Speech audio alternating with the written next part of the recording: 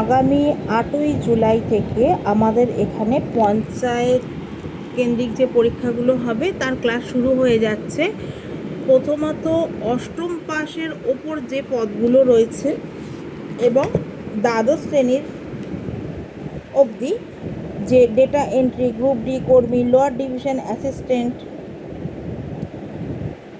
পঞ্চায়েত সমিতি peon, clerk cum typist আর গ্রাম পঞ্চায়েত সহায়ক, গ্রাম পঞ্চায়েত কর্মী, এইগুলোর ওপর ক্লাস করানো হবে। যেগুলো সিভিল ইঞ্জিনিয়ার পদ সেইগুলোর জন্য নয়। মেনলি এখানে বাংলা, ইংরাজি, গণিত, general studies, current affairs, rural life and rural development এবং বিগত বছরের প্রশ্ন নিয়ে আলোচনা করা হবে এবং নিয়মিত মক টেস্ট হবে। ক্লাসটা শুরু হবে জুলাই মাস থেকে এবং আমরা অক্টোবর অবধি ক্লাসটা করাবো। অক্টোবরের মধ্যে পরীক্ষা হয়ে যাওয়ার কথা, কি নভেম্বরের ফার্স্ট উইকে। যদি সেরকম কোনো সিগন্যাল না আসে তারপর চিন্তাভাবনা করা যাবে। আপাতত আমরা জুলাই থেকে জুলাই, আগস্ট, সেপ্টেম্বর, অক্টোবর এই 4টে মাস আমরা কন্টিনিউ ক্লাস করব। প্রত্যেক রবিবার বিকালবেলায় ক্লাস টাইম রাখা হচ্ছে। ইচ্ছুক ছাত্রছাত্রীরা তোমরা 7003426886 নাম্বারে নাম নথিভুক্ত করে নিও। আর কিছু শর্টকাট মেথড বলা হয়ে যাবে এখানে অঙ্কের জন্য, সেইগুলো ফলো করো। এইবার একটা কথা, আজকে হচ্ছে 28শে জুন, আগামীকাল 29-30 তারিখে মাস শেষ। জুন মাসের মধ্যে যে পঞ্চায়েতের যে পোর্টালটা আছে সেইখানে তোমাদের নামটা রেজিস্টার করতে হবে। অবশ্যই 18 বছর হয়ে গেলে, 18 বছরের নিচে কিন্তু কেউ অ্যাপ্লিকেবল নও, এবং তোমাদের নামটা নথিভুক্ত করবে। তারপর ফর্মটা বের হবে জুলাই মাসে, তখন ফর্মটা তুলে যে যে পদগুলো ফিল আপ করবে। আর ফর্ম ফিল আপের জন্য কোনো পয়সা লাগবে না। তারপর মহিলাদের জন্য সংরক্ষণ আছে, এবং মহিলাদের যদি তোমরা ক্লিয়ার করতে পারো তাহলে তোমাদের যদি আগামী দিন যদি সত্যি শুভময় হয়ে ওঠে তাহলে তোমরা কিন্তু বাড়ির কাছেই পোস্টিং পাবে। আর তোমাদের একটা কথা মাথায় রাখতে হবে, পঞ্চায়েত ভিত্তিক যেখানে পঞ্চায়েত আছে সেই জায়গাগুলোতেই কিন্তু নিয়োগ প্রক্রিয়াটা হবে।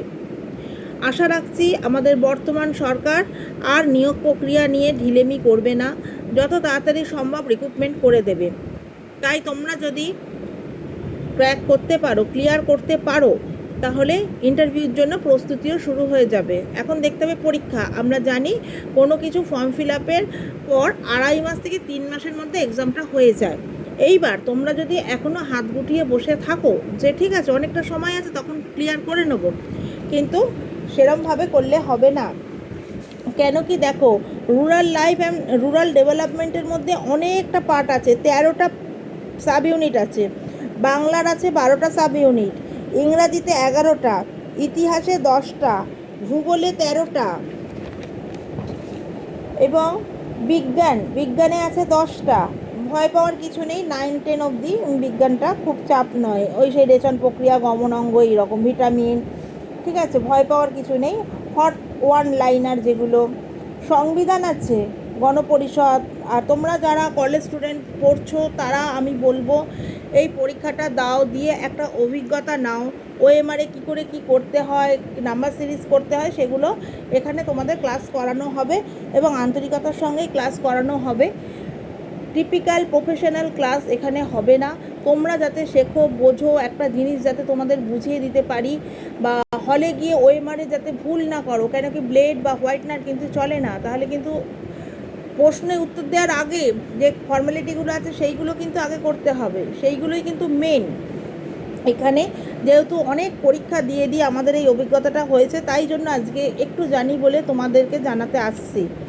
তোমরা যারা ইচ্ছুক তারা করে নিও। আর জিকে কিন্তু নর্মাল জিকে নয়, স্ট্যাটিক জিকে, এটা মাথায় রাখবে, ঠিক আছে। বিভিন্ন প্রকল্প অনেক কিছু করাতে হবে।